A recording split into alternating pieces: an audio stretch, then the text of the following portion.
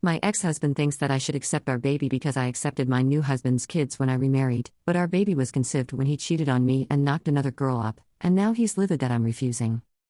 My ex-husband, let's call him Frank, and I got married deeply in love. After a while, I found out I couldn't have children. Frank wanted kids, and he told me he didn't want to leave me but also wanted to have a child with someone else. I couldn't accept that. Later, I found out he had gotten a woman from his workplace pregnant. He told me he didn't want to divorce me and still wanted to be with me, but I couldn't stay. Despite his resistance, I divorced him, and he married the mother of his child. This was 2 years ago. Now, I'm with someone new, let's call him Mark. Mark is kind, understanding, and has been a great support system for me after everything with Frank. I love him deeply. He has 2 sons from his previous marriage, ages 3 and 5. They stay with him every other weekend and see him regularly during the week. He's a great dad, and I admire that about him. Mark and I recently decided to get married, and I'm really happy about it. But ever since Frank found out, he has been trying to contact me. Today, he showed up outside my work. He accused me of being a hypocrite, accepting Mark's kids but refusing to accept his. He said that all he ever wanted was to build a life with me and grow old together, and that I was being unfair for not accepting him under the same circumstances. Logically, I see why he thinks it's the same situation, but it doesn't feel the same.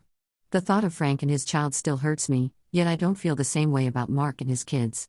Frank insists it's the same, but is it? So am I the jerk? Update 1. Wow, I didn't expect to receive this much support.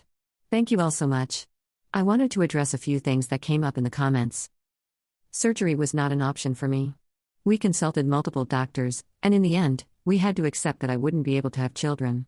That time was especially difficult for me, and Frank was my biggest source of support.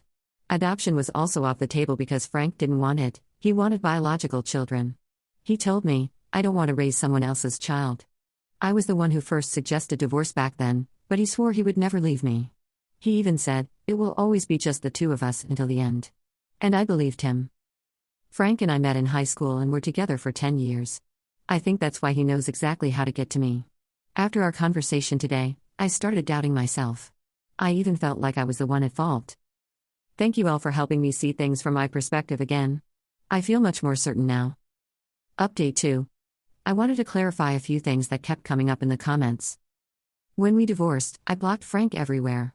However, he still hears about my life because my cousin is married to his best friend.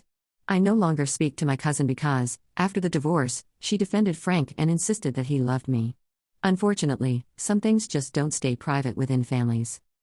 As for Frank's marriage, I know for a fact that he only got married due to pressure from his mother. She had already told him to divorce me and remarry as soon as she found out I couldn't have children. We never got along. She was one of those mothers who are possessive of their sons. Regarding surrogacy, that was never an option for us. The one thing Frank and I fully agreed on was that a child should have the right to know their biological parents. We both believed it would be unethical to take that away from them before they were even born. The irony of Frank suddenly caring about ethics when he cheated is not lost on me. Now, about how Frank managed to mess with my head, he told me that Mark never had to make the kind of choice he did. That Mark was never put in a position where he had to pick between being with me and having biological children. He claimed that if Mark had been in his place, he would have made the same decision he did. And honestly, for a moment, that made me stop and think. That's how the manipulation started. He made me question myself, and in the end, I felt guilty. I'm so glad I wrote all of this here because it's helped me see things clearly. Thank you all again for your support. Also, I talked to Mark about everything, and he got very angry. He's mad that I spoke to Frank, and I think he's right to be. I've decided to apply for a position at Mark's company. It just feels like a healthier option moving forward. Some people suggested I should tell Frank's wife about all this, but I have no interest in doing so. If they get divorced, he'll just become even more of a problem for me. It's better for everyone if he stays married. Update 3. Hello again. I wanted to give an update and also get your advice on another issue. As some of you predicted in my last post, Frank hasn't given up. Every day, he sends flowers. Every morning, I find a new bouquet on my desk at the office. The notes always say things like how he won't give up on us, how he loves me, and how I'm the love of his life. I've realized that these words don't mean anything to me anymore. I told Frank to stop, that I don't want to talk to him anymore, but the flowers keep coming. Since he has many connections in my company, including the owner, who is his friend, I can't even figure out exactly who is delivering them to my desk. Frank comes from a wealthy background, which gives him influence in places like my workplace, making it harder for me to shut this down. I haven't told Mark about this because he gets very tense whenever Frank comes up in conversation. The last time I talked to him about Frank, he was angry. But keeping this from him doesn't feel right either. What should I do? Another issue is causing tension between Mark and me. Mark doesn't want me to invite my aunt to our wedding. She is the mother of my cousin, who is married to Frank's best friend. However, my aunt has always been a very important person in my life. She's like a second mother to me. This has become a major point of conflict between Mark and me. I don't want to create distance between us, but I also don't want to lose my aunt. What should I do? I would really appreciate any advice. Update 4. A lot happened last night. Right now, I'm sitting alone in my room, and I wanted to update you all. I talked to Mark and told him everything. He asked me why I hadn't told him sooner, and I explained my fears. First, he clarified that he wasn't angry at me for keeping it from him, he was angry at Frank. He apologized for being harsh with me before and admitted that a big part of his reaction was jealousy. However, he also said that, even though Frank's obsession isn't my fault, it could still cause serious problems in our lives. He doesn't know how far Frank is willing to take this, and while he loves me, he doesn't want to put his children in a situation like this. We decided to call off the wedding.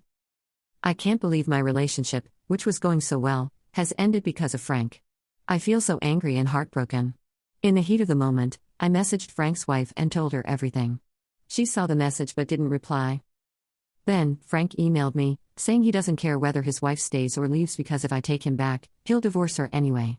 The email is still open in front of me, and I can't even process it. Why am I always the one who gets hurt? My whole life, I've tried to be kind, to see things from others' perspectives, to focus on the good in people. I don't believe I deserve this. More than anything, I'm furious that after everything Frank has put me through, he still gets to move on without a care in the world. Update 5. First of all, I want to thank everyone for their support. I received more kindness than I ever expected, and I'm truly grateful for it. The idea of moving feels like the right choice for me as well. I've already started looking into possible places to go. I just need to get away from everything for a while. I also want to clarify that Frank is not physically violent. He doesn't pose that kind of threat. My family is aware of everything that has happened, and while they are angry at Frank, none of us have ever doubted my safety. That being said, I've decided to involve the police, as many of you suggested. Not because I'm afraid, but because it might finally make him keep his distance. On a side note, Frank's mother actually called my mom and asked her to make sure I don't get back together with Frank. My mom's response? You should focus on keeping your son in check. Thank you all again.